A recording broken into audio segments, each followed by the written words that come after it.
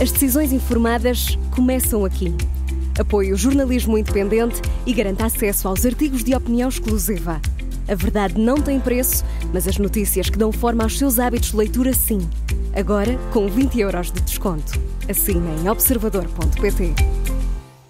Cenário de crise política, a moção de confiança ao governo que vai ser debatida e votada na terça-feira. Tem chumbo para já anunciado. PS e Chega já disseram que não vão viabilizar esta moção de confiança apresentada pelo governo. Para a véspera dessa votação e desse debate, para esta segunda-feira, os principais atores nesta crise política vão organizar o jogo. O governo tem Conselho de Ministros às 10 da manhã e depois fala ao país às 3 da tarde. O Chega reúne a Direção Nacional do Partido. O PS, à noite, vai reunir a Comissão Política Nacional. Rui Pedro Antunes, editor de Política do Observador. Vamos falar um bocadinho destes encontros. O que é que podemos esperar destas 3 reuniões? Temos a possibilidade da confirmação de todas as posições já assumidas, mas há aqui espaço para alguém voltar atrás, para mudar de opinião? Olha, Miguel, mesmo tendo em conta, começando pelo lado do Governo, acho que hoje o Ministro, e na qualidade de representante do PST e não tanto como Ministro Miguel Pinto Luz, começou o início do processo dizer que, para esta semana, o início desta estratégia, para dizer que o Governo não quer eleições, que o Primeiro-Ministro não quer eleições e, portanto, que a responsabilidade de, se vierem a existir, é do PS não viabilizar a moção de confiança. Eu creio que, mais do que propriamente ter uma grande vontade de evitar eleições ou querer um caminho alternativo, o que me parece que o Governo está a tentar neste momento é tentar deixar na opinião pública e nos eleitores a ideia de que se o Governo cair, a culpa é da oposição. Isto porque nas poucas vezes que isso aconteceu, ou pelo menos na única vez que isso aconteceu formalmente, de um Governo ter sido derrubado na Assembleia e ter ido imediatamente para votos, aqueles que o derrubaram foram fortemente castigados. E, portanto, o Governo quer provar neste momento que não está interessado em eleições e que não foi uma maquinação do próprio Governo e colocar a culpa na oposição. Isto funcionou na altura com Cavaco Silva, funcionou não por via do Parlamento, mas por via de um chumbo do orçamento com António Costa, quando conseguiu colocar a culpa toda no Partido Comunista Português e no Bloco de Esquerda. E, portanto, mais do que achar que estas reuniões são de alguma forma para tentar chegar a um consenso entre os dois, eu creio que o que os dois querem é preparar caminho para responsabilizar o outro. Tu perguntavas também da reunião que o Partido Socialista vai fazer da Comissão Política Nacional, da Comissão Nacional. O que eu creio que o PS vai fazer é, de alguma forma, tentar que o líder tenha o apoio dos órgãos todos para poder tomar uma decisão e depois poder imputar ao partido e não apenas ele próprio. O que é que isto pode ser útil? Se as eleições correrem muito bem, ninguém dirá nada. Se correrem muito mal, Pedro Nuno Santos pode dizer que ele quis, mas que todo o partido quis e, portanto, tem direito a ir uma terceira vez a eleições legislativas.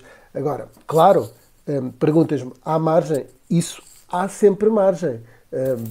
Como? Tinha que haver aqui alguém a dar uma cambalhota, mas também não seria a primeira vez.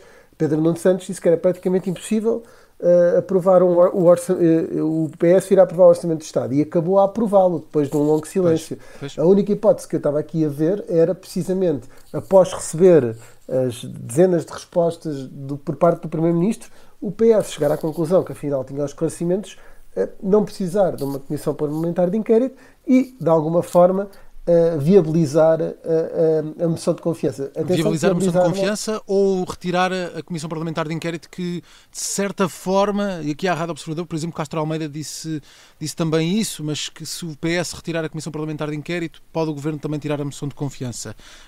Pode o PS ir por aí, nesse sentido, ou seja, não chegar sequer à votação da moção de confiança? Pois, na verdade, isso parece um caminho um bocadinho impossível. Para já, porque depois Leitão Elmar veio logo desmentir aquilo que tinha dito Castro Almeida. Depois, porque as declarações de Luís Montenegro neste fim de semana, mesmo no almoço do Dia da Mulher, foram em sentido contrário. Foi de alguém que precisa de se legitimar nas eleições. E há aqui um ponto. Eu acho que na entrevista também à Rádio Observador, Paulo Rangel tinha dado um caminho que era ficar a meio da ponte, que era o PS viabilizava a moção de confiança e mantinha a comissão de inquérito. Pois. Ora, assim o governo continuava em funções e o PS tinha aquilo que queria, que era a comissão de inquérito. Porque o próprio governo também não pode colocar o PSD e o CDS, os deputados do PSD, agora a votarem contra a moção de confiança.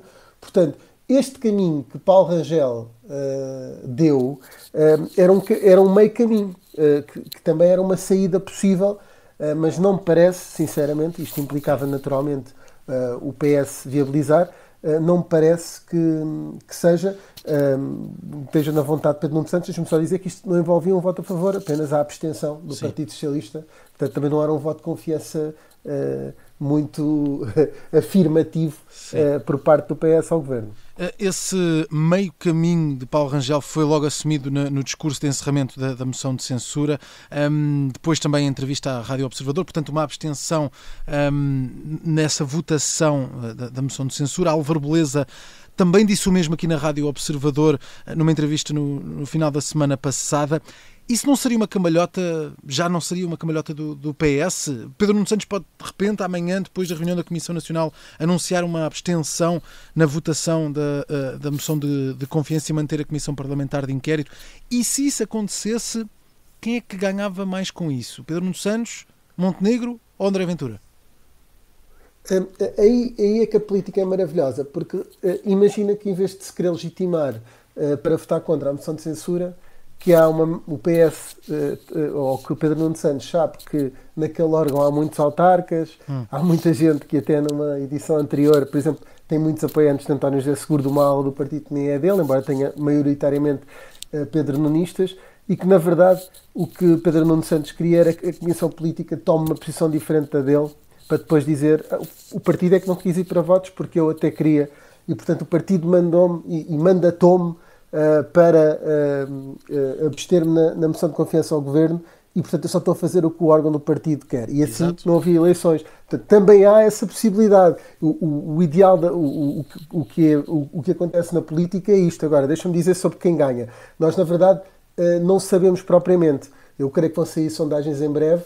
Eu só alerto para uma situação. As sondagens têm que ter em conta todo este período de que se passou de Luís Montenegro, que de alguma forma passou uma borracha por muitos dos problemas que o Chega enfrentava, do caso das malas, até situações graves de crimes sexuais a envolver militantes e dirigentes do Chega, e creio que à partida, num meio de confusão, de dúvida se há aqui falhas éticas legais, o Chega seria um grande favorecido. O Partido Socialista não teria, mesmo que vença as eleições, consegue afastar Luís Montenegro, mas depois não tem uma maioria para governar. E, portanto, tudo isto cria uma grande incerteza sobre o que aí vem. Mas deixa-me alertar aqui para um caminho que eu não ouvi muita gente falar disto, Miguel, que é, se a AD, em conjunto com a Iniciativa Liberal, vier a ter uma maioria de mandatos, atenção, porque aí depois Pedro Nuno Santos aguenta 4 anos de um governo. Eu sei que este cenário não parece plausível neste momento, mas vamos imaginar que o Luís Montenegro consegue manter-se nos 27, 28, 29, chegar aos 30, 31, e que a Iniciativa Liberal tem 7 ou 8. Isso pode ser suficiente para haver uma maioria de mandatos. E, portanto, à partida, uma maioria de um só partido, de uma só força política está afastada, mas pode vir daqui uma situação de estabilidade política que seja muito má para o Partido Socialista. Para o PSD também. É perder as eleições, ficar em segundo, e Luís Montenegro, sendo coerente com a sua palavra, tem que sair e dar lugar ao outro. Sim. Rui Pedro, só falar aqui também daquilo que tem sido a atuação das outras figuras do Estado. O Presidente da Assembleia da República, Aguiar Branco, volta a fazer pressão. Ainda hoje falou, mostrou-se confiante na aprovação da moção de confiança. Como é que vês a atuação de José Pedro Aguiar Branco nesta semana de crise política? José Pedro Aguiar Branco tem aqui um papel que ele nem sequer é a rainha de Inglaterra. Ele no máximo é pai o Príncipe William, e se não for o Príncipe Harry neste momento, que ele não pode fazer muito, não é? Só não é o Príncipe Harry porque ele está lá dentro do sistema e está no Parlamento. Sim. Mas ele de facto não pode fazer muito. Não é ele que vai liderar os esforços para juntar PS e PST no Parlamento. Isso ultrapassa-o. Agora, o José Pedro Aguiar Branco, essa postura dele é um bocadinho Luís Fulfinho. Eu não tenho dúvidas que, sendo ele uma pessoa que tem uma visão sobre o regime, sobre a estabilidade, até sobre a maneira como ele olha para o regime político e para a atualidade política, que isso é o que ele quer. Agora, acho muito difícil, com os dados que temos hoje, Lá está, amanhã pode haver esses jogos todos políticos, palacianos, das reuniões a mudar tudo, mas com os dados que temos hoje acho que é muito pouco provável. Deixa-me só dizer que eu disse exatamente isto, só para fazer aqui um pequeno parênteses. Acho que José Pedro Aguiar Branco disse o mesmo na altura que o orçamento ia passar. Sim. E houve várias pessoas que comentam no espaço público, eu sou uma delas, creio que na altura também achei que era um bocadinho naif da parte dele. E ele acabou por ter razão. Portanto, deixa-me também fazer esta ressalva, que é, eu acho que não vai acontecer o que ele está a dizer, mas a política muitas vezes dá uma lição a quem tem certezas absolutas e eu não tenho nenhuma, e aquilo que estou a dizer é só com base nos dados que temos hoje, neste momento. Hoje, neste momento, precisamente. Só para fechar, Marcelo Rebelo de Sousa falou depois da moção de censura, depois voltou a fechar estas janelas de comentário. Como é que avalias a atuação do Presidente da República até ao momento com os dados que temos hoje? Olha, o Presidente da República tinha sido colocado completamente fora da primeira vez. O que é certo é que, da única vez que houve uma reunião entre ele e Luís Montenegro, no dia a seguir o Primeiro-Ministro apresentou uma moção de confiança. Para quem se quer afastar um bocadinho da imagem de ser o dissolvente, o homem das dissoluções, o que é certo é que depois de ir a Belém, Luís Montenegro achou que esse era o caminho possível. Parece-me que Marcelo Rebelo de Sousa ganhou aqui um papel que não estava à espera, e ao contrário do que muita gente diz, e se calhar até eu já disse isso, de que ele queria um final de mandato descansado. Ele adora isto. Ou seja, Marcelo está, dependendo dele, a formação de governo, a tática política, o chamar os partidos no day after, poder lidar com uma situação complicada, Marcelo nasceu para isto. Ou seja, ele está exatamente no sítio onde quer. Eu recordo numa entrevista que acho que a Merkel deu à Der Spiegel, pela maneira como ela estava a ver no último ano de mandato, e ao Poder Executivo, o Vladimir Putin a mexer-se, e como ninguém a respeitava, porque faltava um ano para ela se ir embora.